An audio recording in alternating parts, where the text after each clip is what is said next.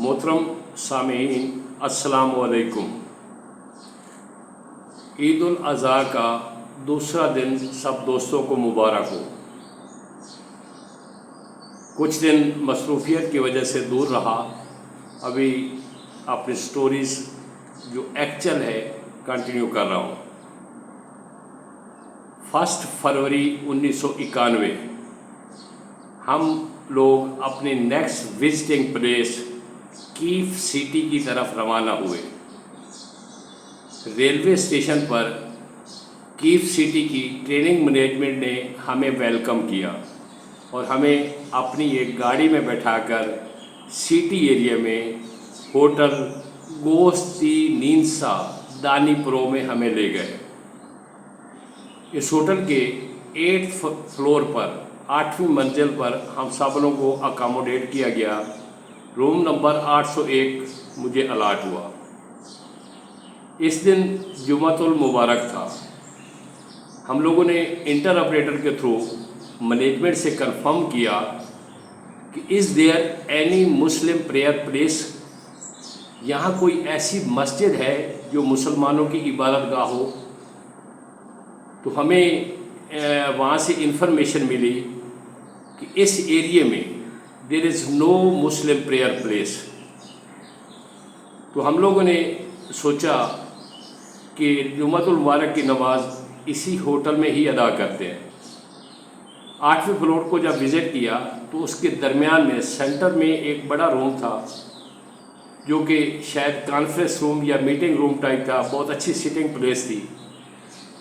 इसमें बहुत सारे डेकोरेशन पीस रखे हुए थे और दीवारों पे बहुत सारी सीनरीज और पिक्चर लगी हुई थी, जिनमें कुछ पिक्चर ऑब्जेक्शनेबल थी, मतलब एतराज़ था, जो हम लोग नहीं देखना चाहते थे। इस किस्म की कोई उरियाँ नंगी तस्वीरें थी। बहरहाल वो उन लोगों का कल्चर था।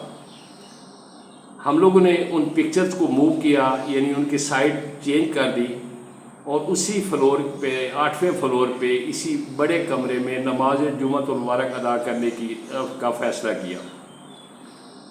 सब लोग अपने रूम में अपना सामान रख के शिफ्ट अब सारा अपना सामान अपने कमरों में रख के नमाज जुमा के तुल मुबारक की तैयारी करके हम सब इसी हाल में आ गए। रूटीन के मुताबिक हमारे एक दोस्त ने अज़ान दी और उसके बाद हम नमाज जुमातुल मुबारक अदा करने में लग गए। सुनते पड़ी। इतने में हमारे एक कोलीग जनाब हाफिज़ अताउर रहमान साहब, जो हमारे साथ गए थे ट्रेनिंग पे, उन्होंने सूरत अर्रहमान की तिलावत की।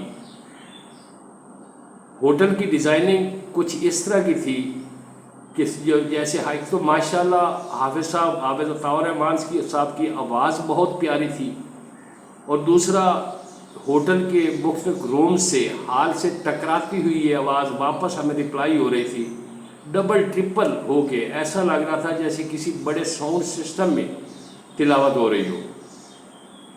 बहरहाल बहुत दिल को अच्छा लगा। नमाज में मसरूफ़ ही थे तो हाफिज़ साहब की तिलावत की आवाज़ जैसे ही होटल के मुख्तलिफ फ्लोर पे सुनाई दी तो मुख्तलिफ कमरों से या हालों से निकलते हुए कुछ लोग हमारी तरफ आना शुरू हो गए। जहाँ पर हम नमाज जुमा पढ़ रहे थे, बैठे थे, अपनी जगह बनाई थी, हमारी साइडों पे हमारे आस पास आके खड़ा होना शुरू हो गया। बहुत सारी औरतें और मर्द आ गए। जैसे जैसे हाफिज़ साहब तिलावत करते गए और टाइम गुजरता गया, 3 से 4 मिनट में अप्रॉक्सीमेटली कोई 30 के करीब मुख्तलिफ औरतें या उनमें कुछ बच्चे भी थे और बहुत सारे आदमी हमारी साइडों पे आके, जहाँ हम नमाज़ पढ़ रहे थे, हमारे बैक साइड पे और हमारे दोनों लेफ़्ट राइट साइड पे आके खड़े होना शुरू हो गए। पहले तो वो खामोशी से हम लोगों को देखते रहे और उसके बाद उन्होंने मुख्तलिफ किस्म के सवाल शुरू कर दिए। कोई कह रहा था कि ये कौन सी एक्सरसाइज है, ये आप लोग क्या कर रहे हैं। कोई कह रहा था कि आप कौन हैं, कहाँ से आए हैं। ऐसे बहुत सारे सवाल थे। क्योंकि रशियन हमें सब नहीं आती थी, इसलिए हमने इंटर ऑपरेटर को अपने पास बुलाया और उससे कहा کہ we are busy in praying for our God. Please inform them they have to wait approximately 20 minutes. Then we will answer their question.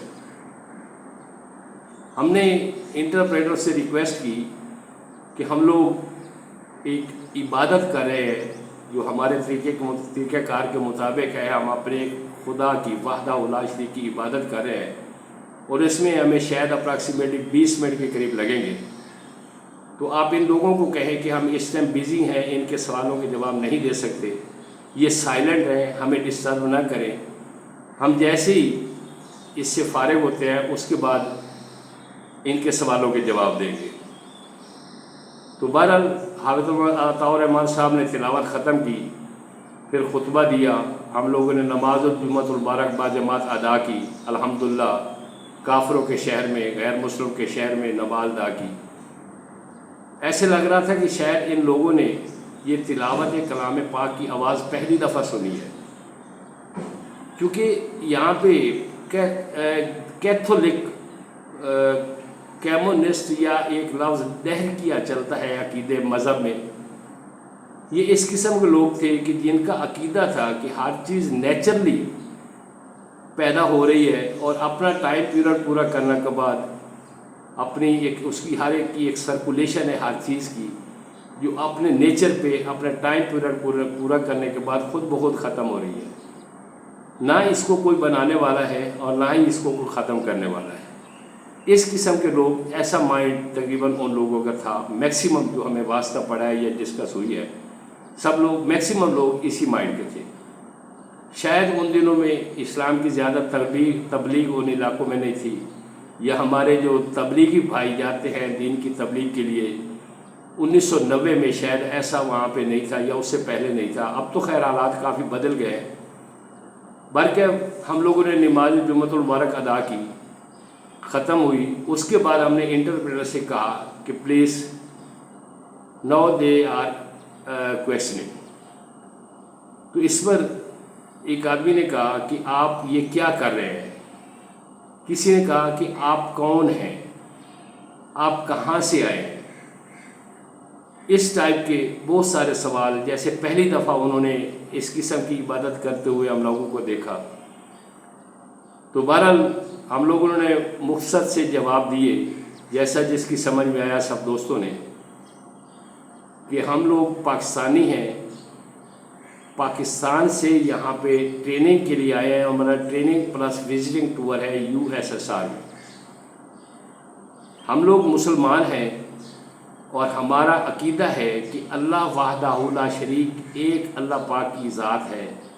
نہ اس کو کسی نے پیدا کیا اور نہ اس سے کوئی پیدا ہوا, نہ ہی اس کا کوئی ہم سفر ہے, اس کے ہم پلہ ہے. وہ کل شیء قدیر ہے, وحدہ لا شریک ہے, رب العالمین ہے, پوری کائنات, پوری دنیا اور ہر ایک چیز, دونوں جہاں اور آسمانوں کا مالک ہے. سب کچھ اسی کے اختیار میں ہے. اور اس اللہ وحدہ لا شریک کی نے ہمیں بہت ساری ہزاروں کروڑوں نعمتیں دی ہیں جن کا ہم لوگ شمار بھی نہیں کر سکتے. تو اس کے اللہ تعالیٰ نے اپنے کچھ مخصوص بندے اس دنیا میں ٹائم بائی ٹائم بھیجے ہیں جن کو ہم لوگ نبی یا رسول کہتے ہیں. تو اللہ پاک کے کرم سے ہماری طرف نبی آخر الزمان سید الانبیاء حضرت محمد مصطفیٰ صلی اللہ علیہ وآلہ وسلم ہماری اس امت کے لیے آئے جو آخری نبی ہیں اللہ تعالیٰ کی طرف سے. اور انہوں نے اللہ تعالیٰ کے بارے میں ہمیں تعلیم دی, ہمیں اچھے اور برے کام کا بتایا, ہمیں بہت ساری اللہ تعالیٰ کی نعمتوں کا ذکر کرتے ہوئے ہمیں کہا کہ اللہ وحدہ لا شریک ہے, اس کی عبادت کرو, اور اسی نے ہم سب کو بنایا ہے اور ہم نے آخر میں اسی کی طرف لوٹ کے جانا ہے, اور اس کے حکم کو کوئی چیز حرکت نہیں کر سکتی. تو اللہ تعالیٰ نے مختلف آسمانی کتابیں بھی ٹائم بائی ٹائم اپنے نبیوں اور رسولوں پہ بھیجی ہیں.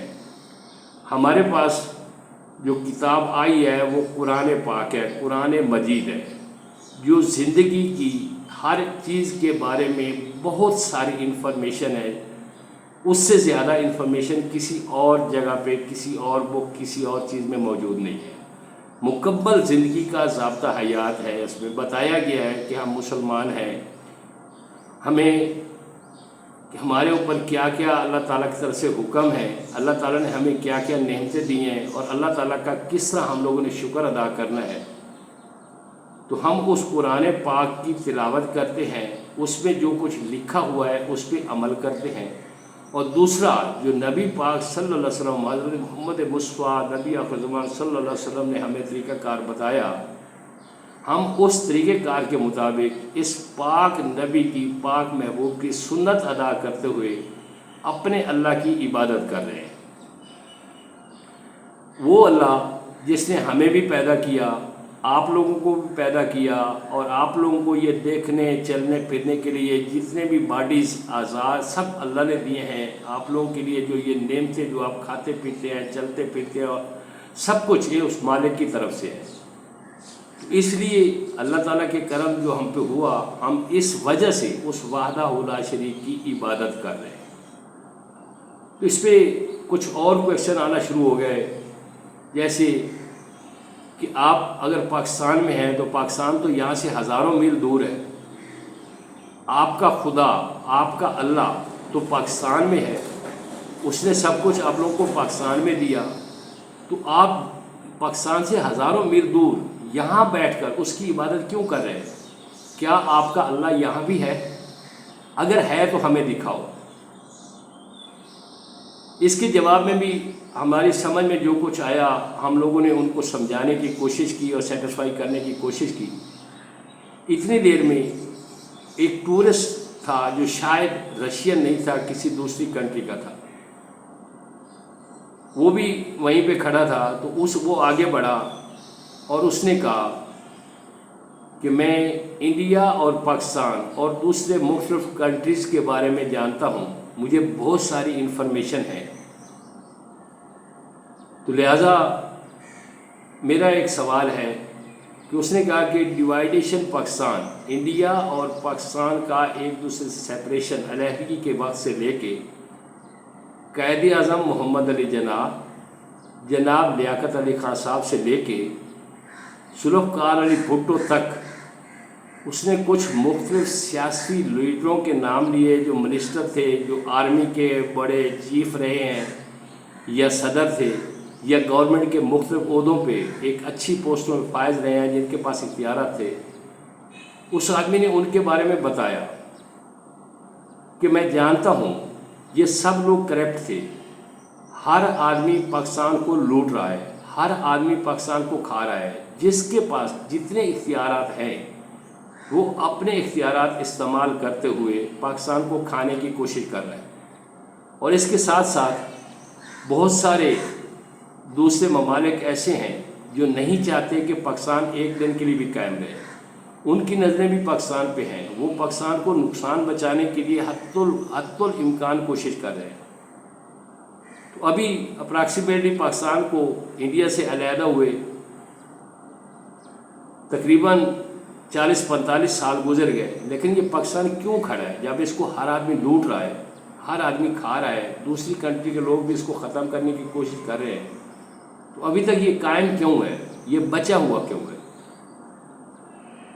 تو یہ ایک بہت اچھا سوال تھا جس پہ ہمارے ایک کولیگ سید نذر عباس گیلانی صاحب نے ان کو جواب دیا کہ جس اللہ تعالیٰ نے ہمیں پاکستان سے ہمت دی، طاقت دی، ہمارے لیے سبب اور وسائل پیدا کیے، اور ہم وہاں سے ہزاروں میل دور یہاں آپ لوگوں کے شہر میں ہیں، آپ لوگوں کے پاس ہے، ہمیں کس نے وہاں سے ہماری مدد کی، ہمیں کس طریقے ہم یہاں پہ پہنچے، اور جو ہمیں پہنچانے والا ہے، جو ہمارے لیے وسیلہ پیدا کرنے والا ہے، جو ہمارے لیے اسباب بنانے والا ہے، جس نے ہمارے لیے یہ سب کچھ اس کے حکم پہ ہوا، وہ یہاں بھی موجود ہے، آپ لوگوں کو نظر نہیں آ رہا ہے، ہر جگہ پہ ہے، اس ٹائم بھی ہے، ہمارے پاس ہے، ہمیں دیکھ رہا ہے، وہ ہر چیز جانتا ہے، ہر چیز دیکھتا ہے، اس کے حکم غیر کوئی پتہ نہیں ہلتا۔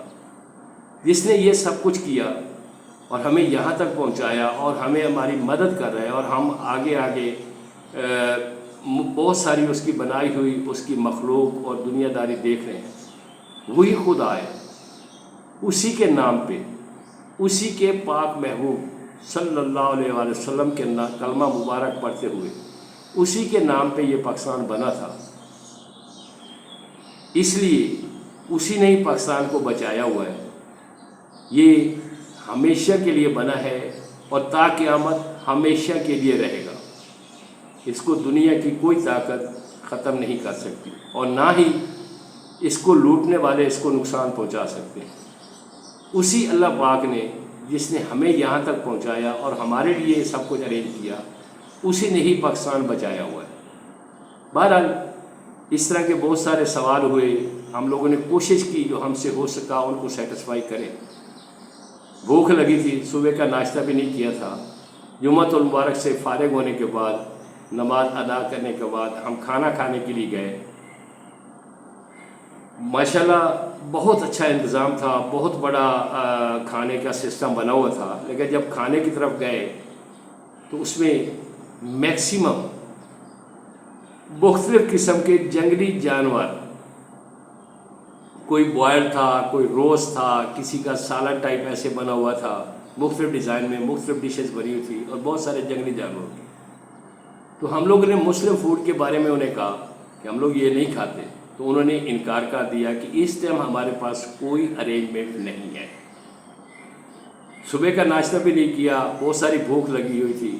بہرحال کھانا کھائے بغیر ہم لوگ واپس اپنے کمروں میں آنے لگے، تو انٹرپریٹر سے کہا کہ ہمیں کسی سٹور پہ لے جاؤ۔ تو نزدیک کی بہرحال ایک سٹور تھا، وہاں سے ہمیں کچھ آئس کریمز مل گئی جو وہاں کی جنگلی گائے وغیرہ کے دودھ سے بناتے تھے۔ چلو کم از کم مسلم مائنڈ کے مطابق کچھ تو کھانے کو ملا۔ بہرحال ہم لوگوں نے آئس کریم کے مختلف پیکٹ لیے اور اپنے اپنے روم میں آ کے وہ کھانے شروع کر دیے، کھائے، ریسٹ کیا۔ جب شام کے کھانے کے لیے انہوں نے انفارم کیا بھئی ہمیں اس طرح کے کھانے چاہیے، بہرحال ہمارے لیے وہاں پہ گوشت کا، کسی قسم کے چکن کا یا کوئی بکرا دمبا یا اس قسم کے حلال جانور کا وہ تو ارینجمنٹ نہ ہو سکا، کیونکہ مائنس ٹمپریچر تھا، برف باری تھی۔